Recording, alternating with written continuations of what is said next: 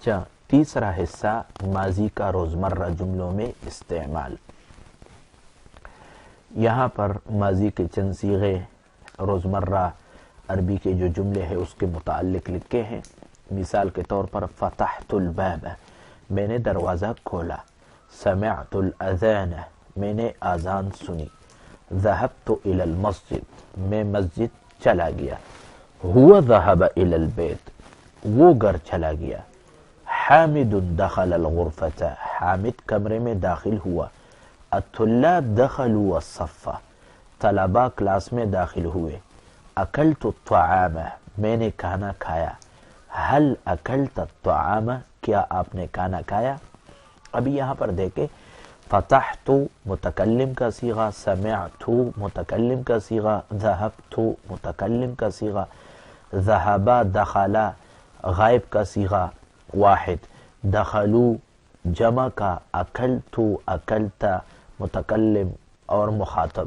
تو آپ ان جملوں کی مدد سے بہت سارے جملے بنا سکتے ہیں۔ میں نے دروازہ کھولا، ہم نے دروازہ کھولا، اس نے دروازہ کھولا، ان دو نے کھولا، ان سب نے کھولا، آپ ایک نے کھولا۔ فتحت الباب، سمعت مثال آپ کہہ سکتے ہیں سمع الاذان، اس نے اذان سنی۔ سمعا الاذان، ان دو نے اذان سنی۔ سمعوا الاذان، ان سب نے اذان سنی۔ اس طرح آپ جملے بنا سکتے ہیں۔ اچھا، تو یہاں پہ یعنی نمونے کے طور پر بعض جملے لکھے گئے ہیں۔ ایک ایک جملے پر آپ 8 جملے بنا سکتے ہیں۔ میں نے کھانا کھایا، ہم سب نے کھانا کھایا، اس نے کھانا کھایا، آپ نے کھانا کھایا، آپ سب نے کھانا کھایا، ہم سب نے کھانا کھایا۔ یہ جملے آپ یہاں پہ بنا سکتے ہیں۔ سوال کریں گے تو یوں کہیں گے هل اکل الطعام، کیا اس نے کھانا کھایا؟ هل اکلا الطعام، کیا ان دونوں نے کھایا؟ هل اکلوا الطعام، کیا ان سب نے کھایا؟ هل اکلت الطعام، کیا آپ نے کھایا؟ کیا تم دو نے کھایا؟ کیا تم سب نے کھایا؟ اس طرح جملے ہم اس کی مدد سے بنا سکتے ہیں۔ مشق، درجہ ذیل فعل ماضی برائے واحد مذکر سے تثنیہ اور جمع مذکر بنا کر مکمل کرے۔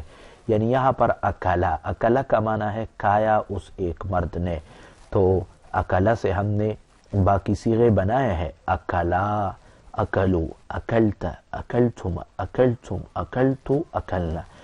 آپ نے کیا کرنا ہے؟ آپ نے شربا، شربا پیا اس ایک مرد نے۔ شربا سے آپ نے 8 صیغے بنانے ہیں۔ ذہبہ کا معنی ہے چلا گیا وہ ایک مرد، آپ نے ذہبہ سے 8 صیغے بنانے ہیں۔